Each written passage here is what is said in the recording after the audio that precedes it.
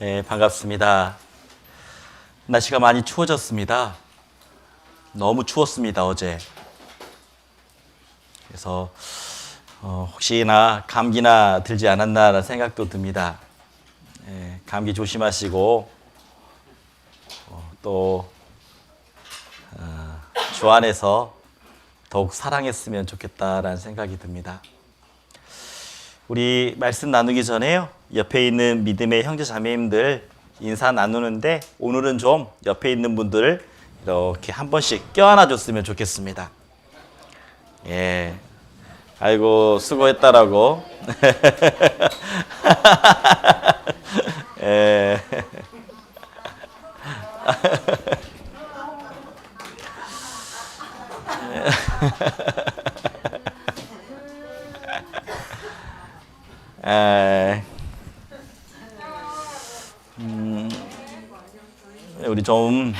우리 이제 만날 때는 좀 이렇게 서로 껴안아주고 서로 악수도 하면서 반갑게 더 인사했으면 좋겠다라는 생각이 좀 들었어요.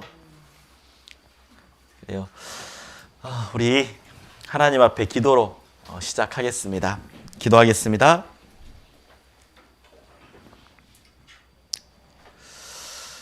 하나님 아버지 감사합니다. 귀한 날 허락해 주셔서 귀한 믿음의 형제 자매님들이 하나님 말씀 앞에 나왔습니다. 예수님의 보혈, 그리고 제 사함, 그리고 영원한 구원, 그리고 하늘 소망을 가지고 저희들 살아가고 있습니다. 예수님의 피로 구원받은 귀한 믿음의 형제 자매님들이 오늘 참석하셨습니다. 날씨는 너무나 춥고 거센 바람이 불지만 저희들 말씀을 사모하는 마음으로, 교제를 사모하는 마음으로 이 자리에 왔습니다. 한 주 동안 살아갈 때 세상 가운데서 힘들고 어려운 일들 많이 있었지만 하나님이 우리 마음속에 새겨주신 귀한 주님의 사랑을 늘 잊지 않고 살아갈 수 있도록 해주신 것 너무나 감사를 드립니다. 오늘 말씀을 통해서 우리의 마음을 위로해 주시고 하나님의 말씀을 통해서 마음속에 결단할 수 있는 마음도 허락해 주시길 하나님 앞에 기도합니다. 함께 참석해야 되나 참석하지 못한 우리 믿음의 형제 자매님들 계십니다. 어디에 계시든지 동일한 은혜로, 동일한 사랑으로 붙잡아 주시고 인도해 주시길 하나님 앞에 구합니다. 혹여나 몸이 아프셔서 참석하지 못한 우리 형제 자매님들이 있다면 하나님의 치유의 손으로 어루만져 주시고 빨리 회복되어서 저희와 함께 교제할 수 있도록 주님 도와주시길 하나님 앞에 구합니다. 2023년 며칠 남지 아니했습니다. 남은 시간들 하나님이 우리에게 허락해 주신 은혜가 얼마나 큰 것인지 돌아볼 수 있는 시간, 그리고 부족했던 것이 무엇인지, 하나님 앞에 연약한 믿음의 모습은 무엇이었는지 돌아볼 수 있는 귀한 시간 될 수 있도록 하나님 도와주시길 원합니다. 지금 이 자리에도 하나님이 함께 하신 줄 알고 있습니다. 하나님, 우리의 생각, 우리의 마음 붙잡아 주시고 우리의 마음 열어주셔서 오직 하나님의 말씀만이, 하나님의 은혜만이, 하나님의 사랑만이 가득 채워주시길 하나님 앞에 기도합니다. 모든 것 감사하며 예수님의 이름으로 기도드렸습니다. 아멘. 오늘 함께 나눌 말씀의 주제는요, 전하자, 세우자, 함께하자라는 주제를 가지고 함께 말씀을 나눠보려고 합니다. 오늘 농성부실에 처음 들어왔을 때 뭔가 바뀌어진 게 있습니까? 뭔가 달라진 게 있나요? 보셨어요? 뭔가 달라진 게 보입니까? 맞아요. 우리가 계속 함께 기도했던 전하자 100, 모이자 40, 그런 슬로건을 가지고 우리가 2023년을 생활했었는데 2024년에는 새로운 슬로건을 가지고 함께 우리가 열심히 전하고 또 열심히 세우고 열심히 함께 하자는 의미로 우리가 새롭게 교회 우리 농성부 목표를 세웠습니다.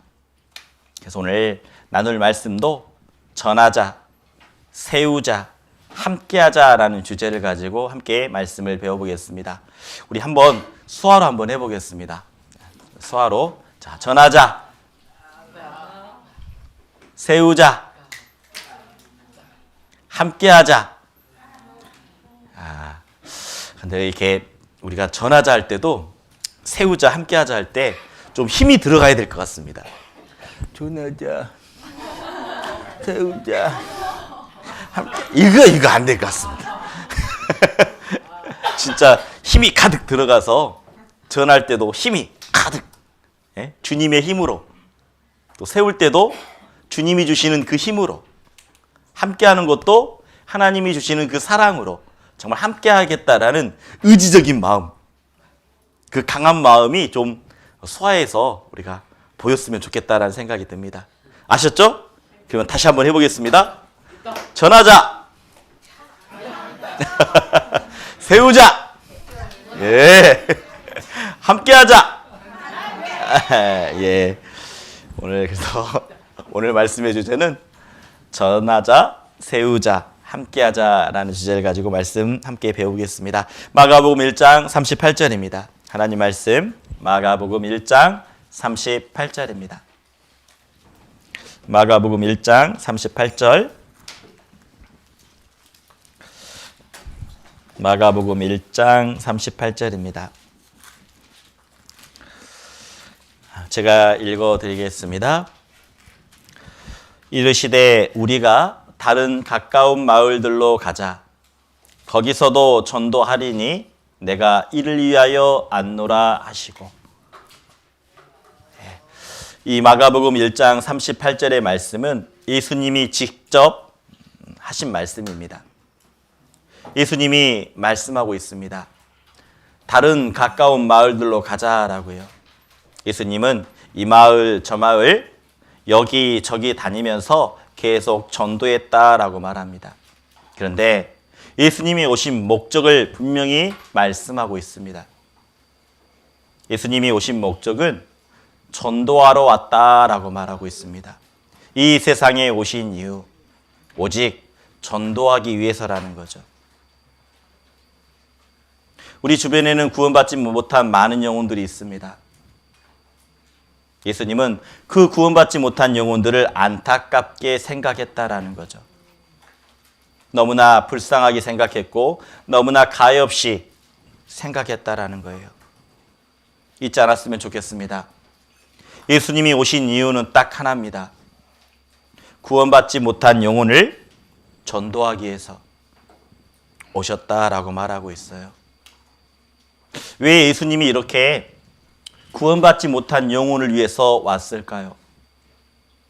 한번 여쭤보겠습니다. 우리 형제자매님들. 왜 예수님이 전도하러 오셨고 구원받지 못한 영혼을 위해서 오셨을까요? 왜 오셨을까요?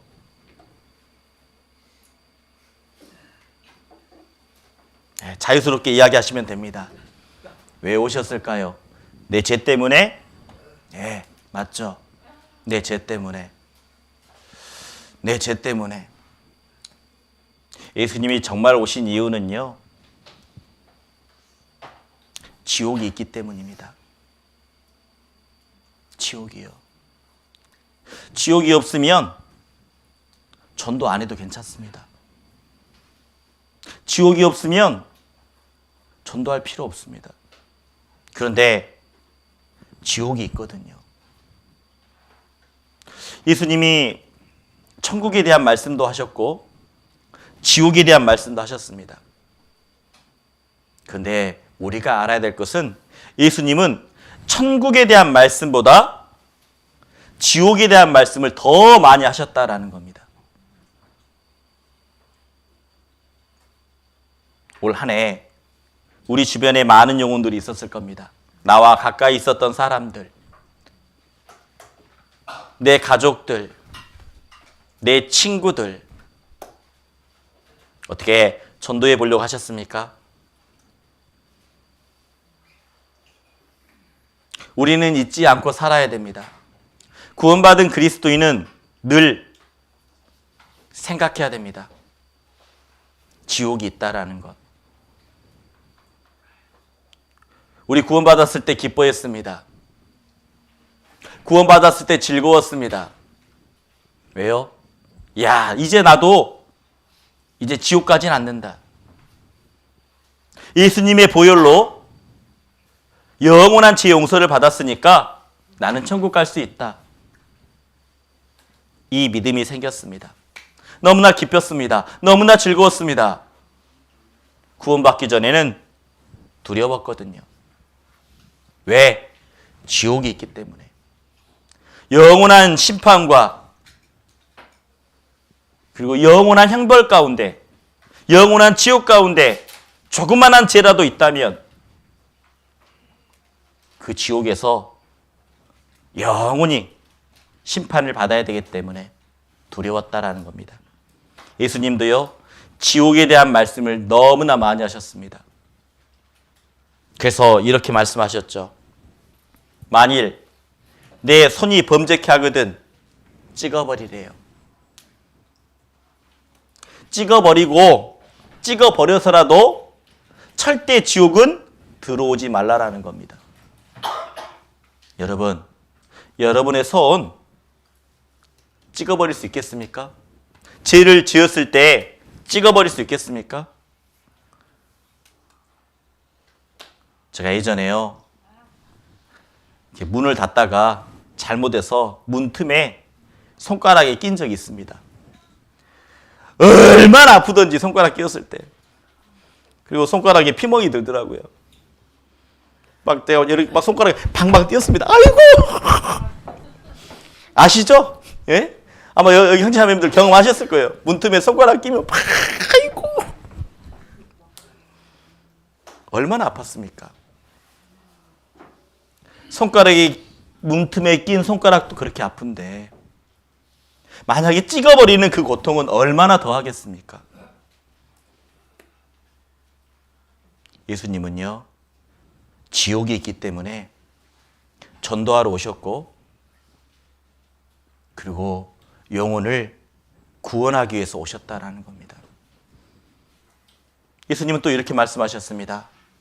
내 발이 범죄케 하거든 찍어버리래요. 발도 찍어버리랍니다. 왜요? 발을 찍는 고통은 너무나 심합니다. 하지만 지옥의 고통은 더 심하기 때문에 찍어버려서라도 절대 지옥은 오면 안 된다라는 거죠. 예수님은 또 이렇게 말씀하셨습니다. 내 눈이 범죄케 하거든 내 눈도 빼어버리라 라고 말하고 있습니다. 눈을 뺀다라는 거 쉽겠습니까? 그렇잖아요. 그런데 찍어버리고 빼어버리라. 그래서라도 지옥은 절대 오지 말라라는 겁니다. 예수님은 이 세상에 분명히 오셨습니다. 왜 오셨을까요? 맞아요. 이렇게 말씀하고 있죠. 우리를 죄 없이 하려고 나타내신 바 된 것을 너희가 아나니 그에게는 죄가 없느니라. 예수님이 오신 이유는 그 모든 죄를 용서하기 위해서 그리고 전도하기 위해서 이 세상에 오셨다라고 성경책에 적어두셨습니다. 어쩌면 이제는 이 성경책에 적어둔 말씀이 우리 마음판에 새겨져야 된다라는 생각이 듭니다. 구원받은 그리스도인이라면 주님이 원하시는 것이 무엇인지 마음판에 새겨져 있어야 된다는 거죠. 예수님이 가장 원하시는 것이 무엇인지 우리 마음판에 새겨져 있어야 된다는 겁니다. 전도하러 오셨다. 그리고 구원하러 오셨다. 죄를 없이 하려고 오셨다라는 것을 알아야 돼요. 그런데 아마 전도해 보신 분들 알 겁니다. 전도할 때 쉽습니까? 어렵습니까? 전도하려고 하면? 자, 쉽다. 전도하려고 하면 쉽다. 전도처럼 쉬운 게 어딨어요? 1번 쉽다. 2번 어렵다. 2번이요? 손 안 드신 분은 뭐예요? 전도 안 해봤다는 거죠? 쉬울까요? 아니면 어려울까요? 전도하기는 어렵습니다. 왜 전도가 어려운지 아십니까? 전도하려면 그 사람의 종이 돼야 됩니다. 종이라는 게 뭡니까? 자존심이 없는 사람이 종입니다. 주인이 하라고 하면 하는 게 종입니다. 종은요, 자존심이 없는 사람입니다. 어떠한 모멸감도 받더라도 문제가 되지 않는 사람, 그게 종입니다. 그래서 전도하려면 힘든 거예요. 왜? 내 자신을 부인해야 되니까. 내 자신은 사라지고 오직 주님의 마음을 품어야 되기 때문에, 예수님의 마음을 품어야 되기 때문입니다. 그래서 성경에서 말합니다. 정말 전도하려거든 우리가 주님의 마음, 그리스도의 마음을 가져야 된다라고 말합니다. 그런데 우리는 진짜 구원받은 그리스도인은 주님의 피가 흐릅니다. 그래서 이렇게 말하죠. 누가 주의 마음을 알아서 주를 가리키겠느냐. 그러나, 자, 이건 수화로 해보겠습니다. 수화로 따라해 주세요. 우리가 그리스도의 마음을 가졌느니라. 맞아요. 구원받은 그리스도인은 주님의 마음을 가지고 있다라는 겁니다. 주님의 마음. 그래서 예수님 또한 정말 한 영혼 한 영혼을 바라볼 때 불쌍히 여겼습니다. 우리도 마찬가지입니다. 구원받지 못한 영혼을 바라볼 때 불쌍히 여기는 마음, 전도할 때 마음속에 올라오는 게 있습니다. 포기하고 싶다. 내가 얼마나 마음 상했는데, 얼마나 자존심이 무너졌는데, 아이고 저 사람 보기 싫어. 여기까지만 했으면 좋겠어. 그런 마음 올라올 겁니다. 그런 분 있잖아요. 전도를 해야 되겠는데 맨날 무시하고 조롱하고 핍박하고, 그런데 정말 어렵더라도 우리가 포기할 수 없는 것은 주님의 마음을 가졌을 때 포기하지 않습니다. 우리는 주님의 마음, 예수님의 마음을 가져야 된다라는 거예요. 그래서 우리가 전하고 세우고 함께하기 위해서는 이렇게 말합니다. 마음을 같이하여 같은 사랑을 가지고 뜻을 합하며 한 마음을 품어라고 말합니다. 전도는 혼자 하는 게 아니라는 거죠. 전하는 것은 혼자 하는 게 아니라는 겁니다. 꼭 아셔야 됩니다. 전하기 위해서는요, 먼저는 기도 부탁을 해야 돼요. 함께 하는 게 필요하다라는 겁니다. 저도 제가 구원받았을 때 저는 이렇게 생각했습니다. 나만의 결심, 나만의 노력, 나만의 결단으로 인해서 내가 구원받은지 알았습니다. 그런데 구원받고 나서 처음 구역 모임에 갔습니다. 구역 모임에 그 집을 찾아가는데 그때 당시는 내비게이션 없습니다. 찾기 너무 힘들었습니다. 그런데 찾아가는 그 발걸음이 너무나 기쁨이었습니다. 어렵게 집을 찾았습니다. 그리고 문을 열고 들어갔습니다. 그랬더니 어떤 나이 많은 자매님이 저를 보더니 달려오시는 겁니다. 그러면서 저를 이렇게 쓰다듬으시더라고요. 그렇게 이야기하셨습니다. 학원의 형제, 왜 이제 왔어요? 학원의 형제, 왜 이제 왔어요? 라고 말하더라고요. 근데 저는 그분을 모릅니다. 만난 적도 없습니다. 그런데 제 이름을 알더라고요. 좀 당황했습니다. 솔직히 말하면. 너무나 당황스러웠습니다. 부끄러웠습니다. 그런데 교제가 시작되었습니다. 전도인이 오지 않더라고요. 구역장님이 기도를 하시고 말씀을 읽으시고 그리고 진행을 하셨습니다. 그리고 간증을 딱 하시더라고요. 자매님 간증, 현재님 간증. 그리고 시간이 지나자 기도 부탁 시간이 있었습니다. 기도 부탁 시간. 그때서 알았습니다. 저희 집에 제가 먼저 구원을 받은 게 아니라 둘째 누님이 먼저 구원을 받았습니다. 저희 집이요, 누님이 6명입니다. 딸 6명에 나 아들 하나. 네. 저 귀한 사람이에요. 저 귀남이에요. 근데 저희 어머님이 먼저 구원을 받았거든요. 저희 어머님이 얼마나 기도 부탁을 했을까라는 생각이 딱 떠올랐습니다. 생각해 보세요. 9식구잖아요. 9식구. 9식구가 먹는 것, 입는 것, 그 가정을 보살피는 것은 쉬운 일이 아니라는 겁니다. 그리고 농사도 지었기 때문에 억척스러운 삶을 살았습니다. 저희 어머님 성격 알거든요. 아마 기도 부탁하라고 했으면 계속 했을 것 같아요. 우리 그러잖아요. 기도 부탁하라면 에이구 이번에 했는데 저번에 했는데 이번에는 좀 하지 말아야 되겠다. 저번에 했는데 뭐 이런 마음이 들잖아요. 그게 보편적인 마음일 겁니다. 근데 저는 딱 생각이 들더라고요. 우리 어머님이 계속 기도 부탁했겠구나. 모임이 끝났을 때 저는 알았습니다.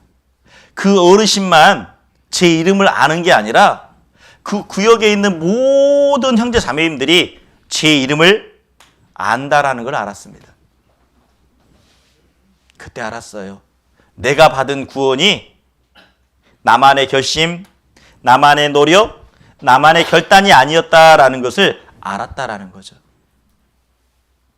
분명 그 구역 식구들은 같은 마음으로, 그리고 그 구원받지 못한 그 영혼을 사랑하는 마음으로, 한 마음으로 정말 기도했겠구나라는 생각이 들었습니다.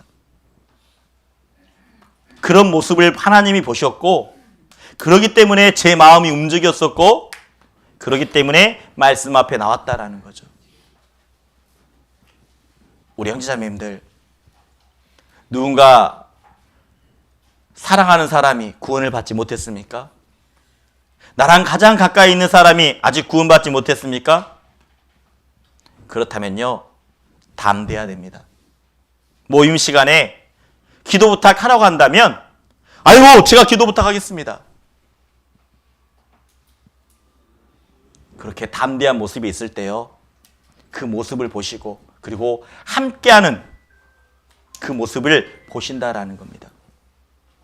그래서 때로는요, 신앙생활 가운데 뻔뻔해져야 됩니다. 뻔뻔. 두꺼워져야 된다는 거죠.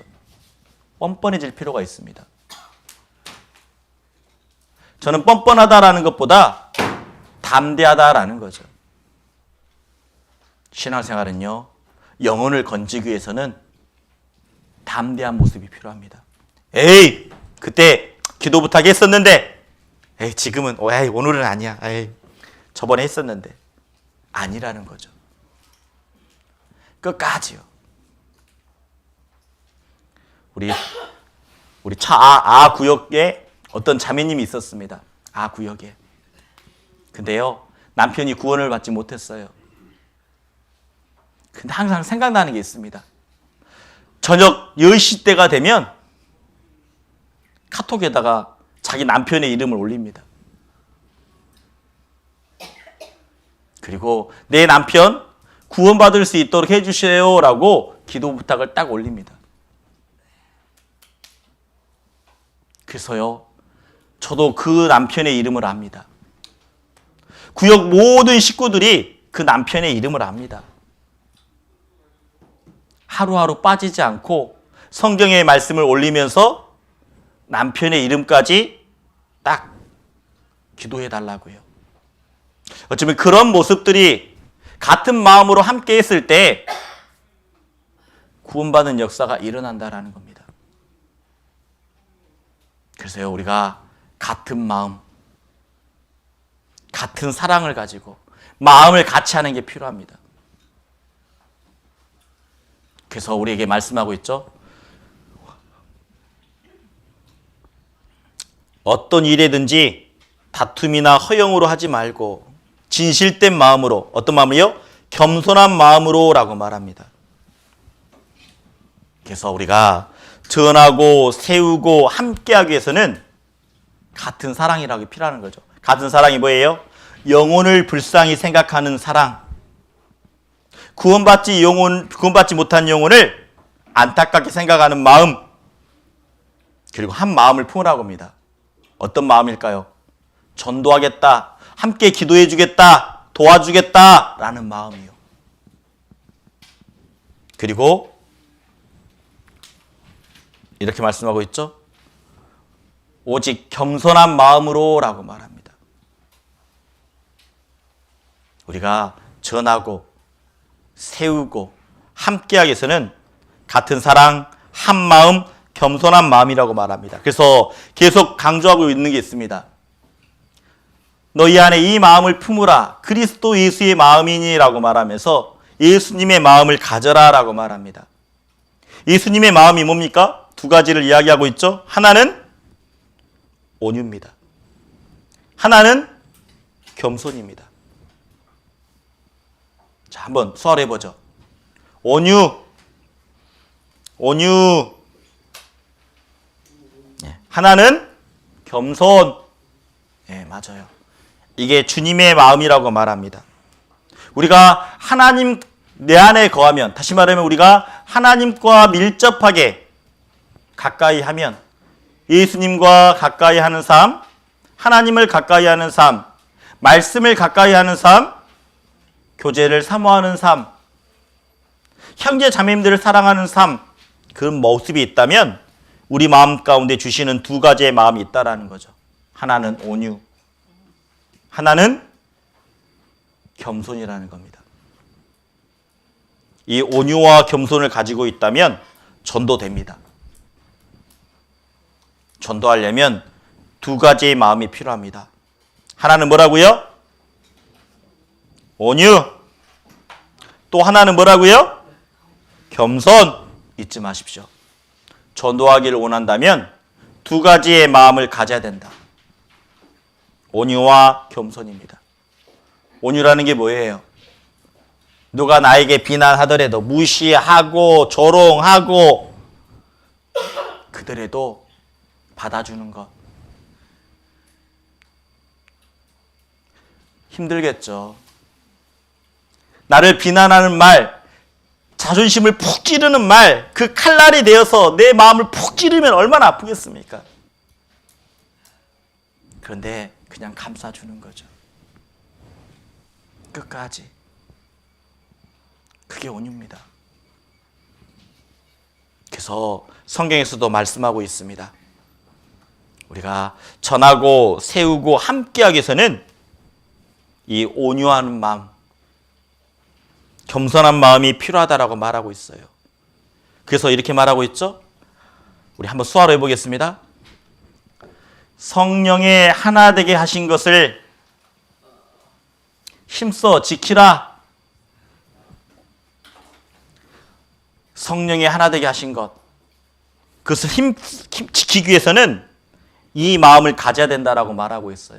에베소서 4장 2절에 모든 겸손과 온유로 하고라고 말합니다. 그리고 오래 참음이라고 말하고 있어요. 여기 계신 분들 중에 나는 진짜 오래 참을 수 있다, 그런 분 있습니까? 나 참는 데는 야, 내가 자신 있다, 이런 분 있어요? 맞아요. 자신 없죠. 자존심 상하는 말 하면 그냥 바로 어떻습니까? 내 마음속에 분한 마음이 빡 올라오죠. 금방 올라옵니다. 그런데 오래 참을 수 있는 방법이 있습니다. 오래 참을 수 있는 방법이 뭘까요? 기도하는 겁니다. 기도하는 것밖에 없어요. 내 본성은 분을 낼 수 있는 마음이 있고 너무나 급한 성격이지만 본성을 거스릴 수 있는 마음, 그것은 기도밖에 없다라는 거죠. 그런데요, 항상 우리 마음 가운데 하나님 앞에 기도하는 게 있습니다. 정말 주님의 마음을 담기를 원한다고. 저도 구원받은 이후에 항상 항상 이 두 가지 마음을 달라고 기도했던 것 같습니다. 주님의 마음을 담기를 원합니다. 정말 겸손해지고 온유해지기를 원합니다라고 기도했던 것 같아요. 그런데요, 하나님은 늘 우리의 기도를 들으셨다라는 겁니다. 나의 기도를 보셨다라는 겁니다. 그래서요, 교제 안에서 나랑 잘 맞지 않는 사람들이 있다라는 거죠. 교제 안에서 다 이렇게 화목합니까? 교제 안에서 다 이렇게 화목합니까? 아니잖아요. 나랑 스타일이 다른 사람, 나랑 생각이 다른 사람 너무나 많습니다. 어쩌면 그 형제님의 말이 그 자매님의 행동이, 눈빛이 내 마음을 찌르는, 내 마음을 아프게 하는, 서로 맞지 않아서 그때 어떻게 합니까?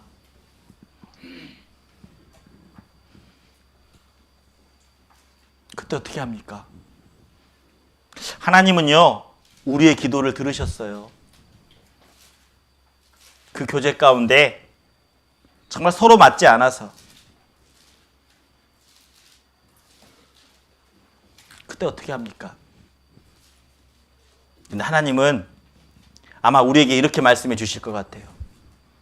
내가 그때 온유할 수 있는 기회 주지 않았니?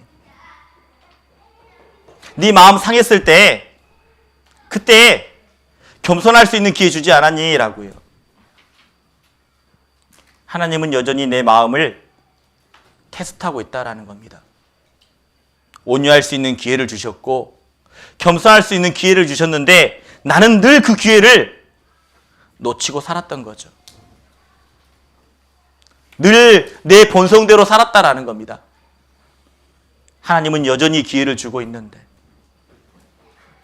어쩌면 오늘도 하나님은 나에게 온유할 수 있는 기회, 겸손할 수 있는 기회를 분명히 주실 겁니다. 그때 그 기회를 붙잡으십시오. 그런데 그 기회는 나는 너무 아파요. 왜요? 내 마음을 상하게 하는, 내 마음을 찌르는 그런 아픈 말이기 때문에. 하나님 말씀하십니다. 정말 전하기 위해서, 세우기 위해서, 함께하기 위해서 필요한 것은 겸손한 마음과 온유한 마음, 그리고 오래 참음이라고 말씀하시면서 용납하라라고 말합니다. 용납이 뭐예요? 있는 모습 그대로 안아주는 겁니다. 용서라는 게 뭡니까? 용서라는 것은 상대방이 나에게 무례하게 했습니다. 무례하게 해가지고 마음속으로 이미 정죄했습니다. 판단했습니다. 그런데 내가 밖으로 표현하지 않는 것, 그냥 덮어두는 것, 그게 용서죠. 그런데요, 우리가 누군가를 판단할 수 있는 사람입니까? 내가 누군가를 정죄할 수 있는 사람입니까? 아닙니다. 오직 판단하시는 분은 하나님밖에 없죠. 내가 누군가를 판단하고 있다면 나는 하나님 위치에 올라와 있는 사람입니다. 다시 말하면 교만한 사람인 거죠. 하나님은 오늘도 나에게 분명히 기회를 주실 겁니다. 겸손할 수 있는 기회, 온유할 수 있는 기회. 그 기회가 왔을 때 우리 붙잡읍시다. 그리고 하나님 만났을 때 내가 정말 그 기회를, 하나님 보셨죠? 내 마음은 상처받았지만 온유하려고 노력했던 모습, 내 마음속은 찢어졌지만 내가 겸손할 수 있도록 그 기회 붙잡았습니다. 하나님, 우리 그렇게 하루하루 삶을 살아가면서 하나님 앞에 그런 고백이 드려졌으면 좋겠다라는 생각이 듭니다. 그런 고백 너무나 아름답지 않겠습니까? 하루의 삶을 마치고 정말 하나님 앞에 그런 고백을 드리는 시간이요. 하나님, 내가 그 기회 붙잡았습니다. 보셨죠? 오늘 이렇게요. 그래서 우리가 정말 하나님 앞에 서로 겸손한 마음과 온유한 마음, 그리고 오래 참음, 용납이라고 말합니다. 그래서 용납이 뭐였죠? 그냥 나에게 무리한 말을 해도, 예의 없는 행동을 해도 그냥 딱 안아주는 것. 그래서 우리 이제 제가 그랬죠? 서로 만나면 손도 잡아주고 그 다음에 어떻게 하라겠죠? 안아주는 거 필요합니다. 그런데 형제가 자매가 막 이렇게 안 하면 안 돼요. 막, 어이구 막 이렇게 아셨죠? 예. 형제는 형제끼리, 자매님은 자매님끼리 서로 좀 안아주고 힘내라고 그랬으면 좋겠다라는 생각이 들어요. 그리고요, 우리는 이 전하는 일도 해야 되지만 세우는 일도 해야 됩니다. 세우는 일. 어떻게 세워야 될까요? 우리가 알고 있는 12명의 제자 중에 한 명의 제자가 어떻습니까? 자살을 했습니다. 누가 자살했습니까? 한 명의 제자가 누구죠? 가롯 유다가 자살을 했습니다. 가롯 유다. 맞아요. 예수님을 팔았다라는 그 죄책감에 자살을 하게 되죠. 한 명의 제자가 이게 없습니다. 그래서 한 사람의 제자를 뽑으려고 합니다. 한 사람의 제자를 세우려고 합니다. 그 세울 때의 기준이 무엇일까요? 형제자매들, 여쭤보는 겁니다. 한 제자를 세우기 위해서 필요한 것은 무엇일까요? 1번 겸손, 2번 온유, 3번 그냥 함께 하던 자. 자, 1번이 뭡니까? 1번 온유, 2번 겸손, 3번은 그냥 함께 하는 자.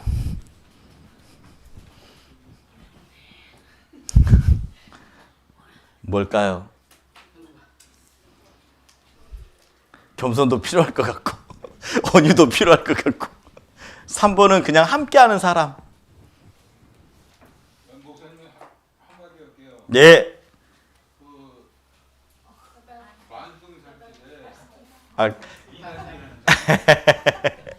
그 이야기는 저 끝나고 저랑 나누게요. 예. 우리가 정말 제자를 세울 때, 한 사람을 세울 때 기준이 무엇인가? 그 기준은요, 너무 간단합니다. 성경에서 이렇게 말합니다. 자, 수활 한번 따라해 보세요.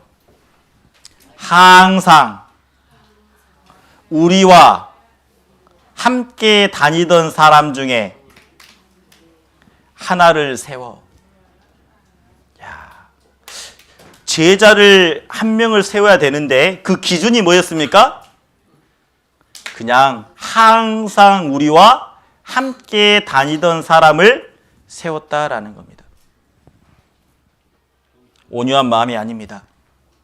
겸손한 마음이 아닙니다.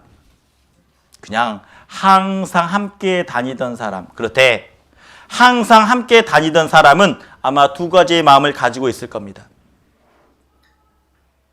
온유라는 마음, 겸손한 마음을 가지고 있기 때문에 항상 그곳에 함께 할 수 있는 거죠.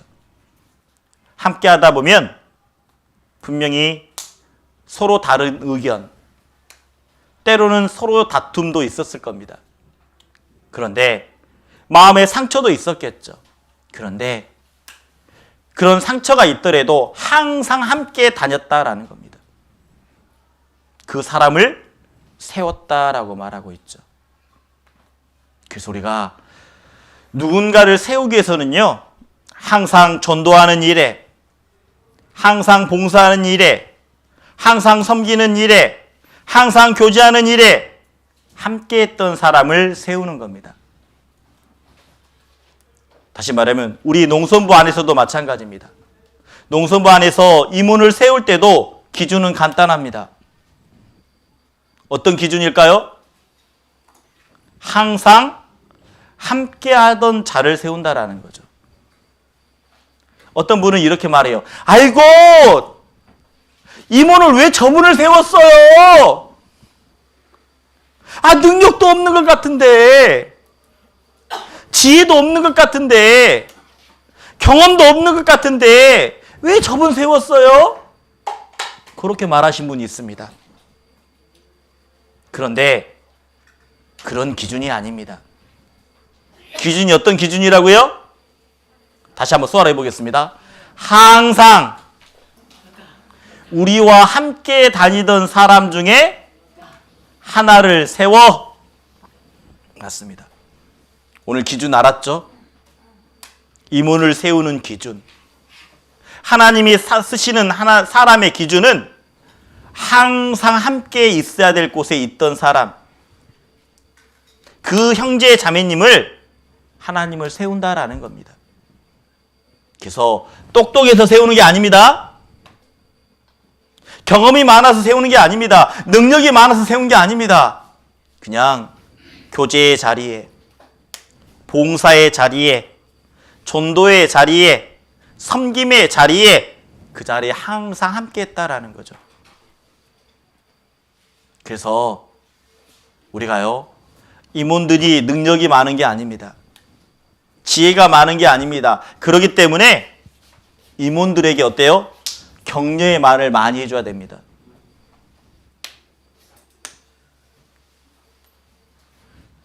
격려의 말. 아이고 수고하신다라고. 제가 기도로 돕겠다라고. 우리는 세우는 일을 해야 됩니다. 그래서 좀 우리가 교제할 때 늘 함께 할 수 있는 분들이 많아졌으면 좋겠습니다. 그래서 이렇게요, 한 사람을 세우는 겁니다. 한 사람. 항상 함께 했던, 함께 수고의 자리, 전도의 자리, 그 희생의 자리에 함께 했던 사람을 딱 세우는 겁니다. 그래서 세우기 위해서는 어떤 모습이 필요할까요? 항상 함께 하려면 어떤 말이 필요할까요? 맞아요. 부지런함이 필요한 거죠. 세우기 위해서는 부지런함이 필요합니다. 우리 한 사람 영혼을 세우기 위해서, 나도 마찬가지죠. 우리 자신도 세움을 입어야 되잖아요. 그래서 우리 수완 한번 따라해 보여요. 부지런하여 게으르지 말고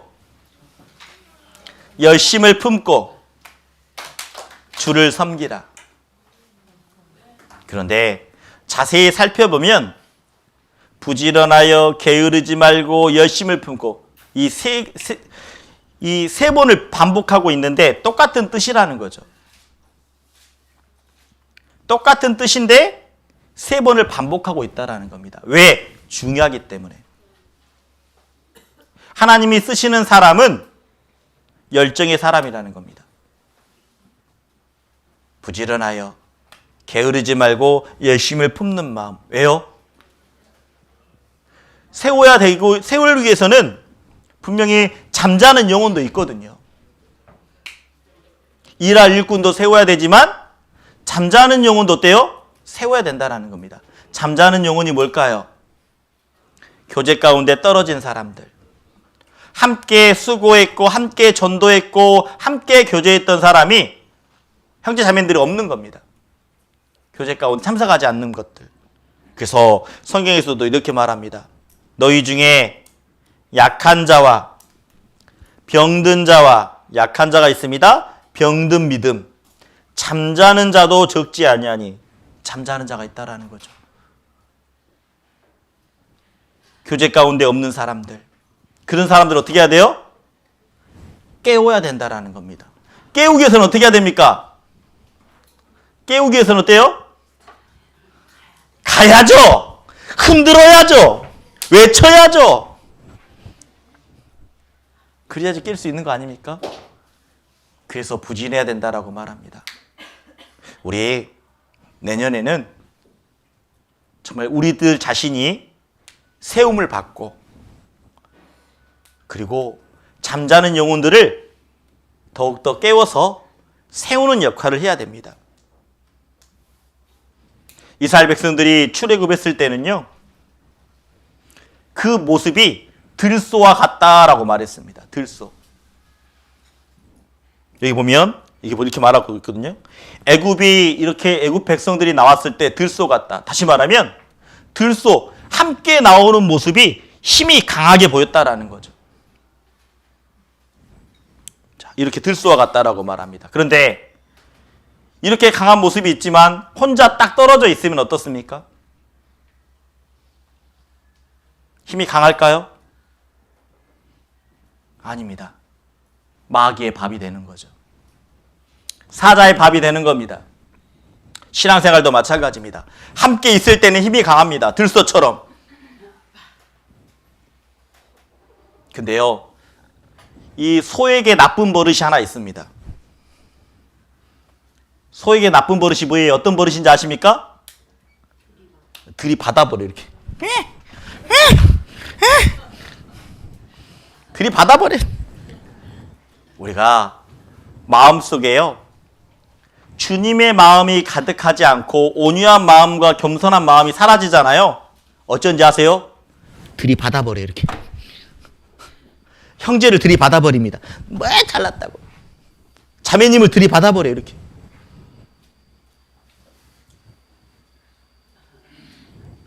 우리는 정말 혼자 덩그러니 떨어져 있는 그 영혼들을, 그 잠자는 영혼들을, 정말 마귀의 밥이 되어가고 있는 그 영혼들을 깨어내야 됩니다. 그래서 우리가 할 게 있어요. 자, 성경에서 이렇게 말합니다. 한번 수아로 따라해 보세요.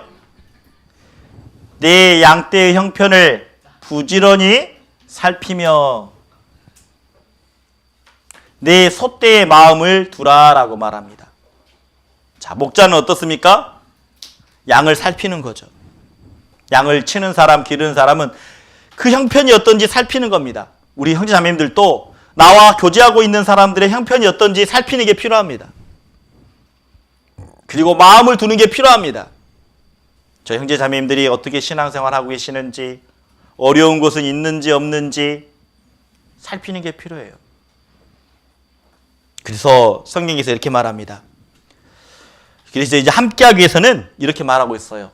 믿음이 연약한 자를 너희가 받되 의심하는 바를 비판하지 말라. 믿음이 연약한 자를 그냥 안아주라는 겁니다. 받아주라는 겁니다. 비판하지 말고. 근데 어떤 분들은 그럴 수 있어요. 아이고, 아니 그러면 목사님, 그러면 저 형제님의 모난 모습은요? 저 자매님의 부족한 모습은요? 어떻게 하라고요? 걱정하지 마십시오. 이 교회의 주인은, 이 교회의 머리는 하나님입니다. 하나님이요, 구원받은 그리스도인은 절대 그냥 내버려 두지 않습니다. 하나님이 어떻게 해서든 붙잡고 그 영혼 바꾸어 나가실 겁니다. 말씀을 통해서, 교제를 통해서 하나님이 바꾸어 나가실 거예요. 우리가 해야 될 것, 감싸 안아주는 겁니다. 우리 꼭 아셨죠? 만날 때 어떻게 하라고요? 2024년에는 서로 손도 잡아주고 어떻게 하라고요? 안아주는 거. 해봅시다. 예? 네. 그래서 계속 강조하고 있는 겁니다. 뭐라고 또 말하냐? 로마서 15장 1절에도 우리 강한 자가 마땅히 연약한 자의 약점을 담당하래요. 부족한 것 감싸주라는 겁니다. 부족한 것이 있으면 내가 대신 채워주라는 겁니다. 내가 능력이 있다면, 힘이 있다면, 그래 내가 도와줄게요. 그런 모습들이 함께하기 위해서 필요한 겁니다. 그리고 함께하기 위해서는 존경해줘야 돼요. 이렇게 말합니다. 수월 한번 해보게요. 형제를 사랑하여 서로 우애하고 존경하기를 서로 먼저 하며 라고 말합니다. 존경은 하는데 서로 먼저래요. 나이를 말하고 있지 않습니다. 직분을 말하고 있지 않습니다. 사회에선 이렇게 말하죠. 에이, 나이 어린 사람이 나이 많은 사람에게 인사를 먼저 해야죠. 맞습니다. 그게 애절이죠. 직분 없는 사람이 사회에서는 직분 있는 사람에게, 직위가 있는 사람에게 먼저 인사해야죠. 그게 사회의 어쩌면 통념일 겁니다. 그런데 교회는 다릅니다. 교회는 존경하기를 서로 먼저 하라고 되어 있습니다. 내가 먼저 보았다면 아이고 안녕하세요, 먼저 인사하라고 되어 있습니다. 그게 믿음이 강한 자입니다. 믿음이 강한 자. 정말 이제 우리가 내가 먼저 보았다면 먼저 안아주고 인사하는 모습들. 그래서 또 함께하기 위해서는 우리에게 이렇게 말합니다. 즐거워하는 자들로 함께 즐거워하고 우는 자들로 함께 울라. 다시 말하면 즐거움이 있는 곳에 함께할 수 있고 슬프고 어려운 곳에도 함께할 수 있는 마음. 다시 말하면 항상 있어야 될 곳에 함께 도와주고 함께 기쁨을 나누는 그런 믿음의 형제 자매님들이 되어야 된다라고 말하고 있는 거죠. 정말 우리가 함께 울고 함께 웃는 우리들이 되었으면 좋겠습니다. 그래서 우리가 기쁜 일도 함께하면 기쁨이 배가 됩니다. 슬픈 일을 함께하면 슬픔이 반이 됩니다. 그래서 우리가 정말 더 전하고 세우고 함께하는 일을 하기 위해서는 늘 돌아보는 게 필요합니다. 돌아보고 칭찬했으면 잘한 일이 있으면 칭찬해 주는 게 필요합니다. 여기 보면 이렇게 말하고 있죠. 한번 수화로 해보죠. 서로 돌아보아 사랑과 선행을 격려하며. 다시 말하면 좋은 일을 했다면 칭찬해 주는 게 필요합니다. 자매님 수고했어요. 오늘 청소하느라고 얼마나 수고했어요? 날씨도 추운데 청소하느라고 정말 자매님 수고하셨습니다. 형제님 수고하셨습니다. 그 말 한마디가 중요하다라는 거죠. 그래서 우리는 내년에 정말 전하는 일에, 세우는 일에, 함께하는 일에 조금 더 열심을 내었으면 좋겠습니다. 올해 어떻습니까? 우리 하계수양의 모습이죠? 네, 많은 분들이 참석했습니다. 우리 하계수양의 울산에서 했잖아요. 함께 찍었던 사진입니다. 그리고 동계 때 사진입니다. 우리 동계 수련회 때 참석했던 분들. 그리고 우리가 정말 이제 2024년 우리 인천교회 농선부 하나님 앞에 믿음의 역사를 한 글자 한 글자 써 내려가는데 이렇게 목표를 정했습니다. 전하자 100, 세우자 10, 함께하자 50. 이 전하자라는 것은 100명을 전도하는 겁니다. 그리고 새로운 영혼이 주일날 오잖아요. 그분들까지 포함해서 구원을 받지 못했더라도 주일날 새로 인사하시는 분들, 새로 인도하는 분들, 그 모든 사람들 앞에서 하면 100명 정도 우리가 그렇게 말씀 앞에 인도해보자. 그런 마음입니다. 그리고 세우자 10. 세우는 게 뭡니까? 잠자는 영혼을 세우는 겁니다. 그리고 우리가 함께 일해야 될 일꾼도 세워야 되겠죠. 우리가 10명의 영혼을 세우려고 노력했으면 좋겠습니다. 그리고 함께하자 50은 구원받은 형제 자매님들이 함께 주일날 모여서 교제하는 모습, 그 50명이 되길 바란다라는 거죠. 우리 이해하셨죠? 자, 그러면 우리가 수화로 우리 인천교회 2024년 농선부 목표를 수화로 하고 마치도록 하겠습니다. 자, 한번 해보게요. 자, 전하자 100, 세우자 10, 함께하자 50. 아니, 수할 때 강하게 좀 힘있게 다시 한번 해보게요. 자, 시작. 전하자 100, 세우자 10, 함께하자 50. 예, 이거 우리 함께 늘 모임 가운데서 끝날 때도 서로 구호를 외치면서 끝냈으면 좋겠다라는 생각이 들어요. 항상 잊지 말아야 됩니다. 온유와 겸손, 이 두 가지의 마음을 가지고, 그리고 만날 때마다 오늘 어떻게 하라고요? 서로 수고했다라고 안아주는 마음들 되셨으면 좋겠습니다. 기도하고 마치겠습니다. 하나님, 오늘 2023년 동계 수련을 마치고 함께하는 주일날 하나님 앞에 24년 우리 인천교회 농선부가 어떻게 살아갈 것인지 하나님 앞에 계획을 세웠습니다. 저희들의 믿음 연약합니다. 너무나 부족합니다. 지혜도 없습니다. 하지만 간절한 기대와 소망을 가지고 하나님 앞에 계획을 세웠습니다. 전하자 100, 세우자 10, 함께하자 50이라는 목표를 가지고 우리 2024년 믿음의 경주를 달려가려고 합니다. 이 믿음의 경주 쉽지 않은 것 알고 있습니다. 하지만 하나님이 함께하고 계시기에, 형제 자매님들이 함께하기에 저희들 정말 마지막 끝까지 경주할 수 있도록 도와주시고 우리의 기도가 이루어질 수 있도록 하나님 도와주시길 원합니다. 더욱더 아껴주며 서로 돌아보아 서로 선행을 격려하며, 그리고 하나님이 주신 귀한 온유와 겸손의 마음, 오래 참음을 가지고 더욱더 신앙생활할 수 있고 전도할 수 있도록 주님 도와주시길 하나님 앞에 구합니다. 사람으로서는 할 수 없습니다. 오직 하나님만이 하실 수 있습니다.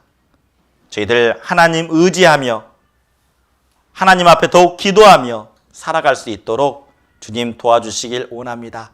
모든 것 감사하며 예수님의 이름으로 기도드렸습니다. 아멘.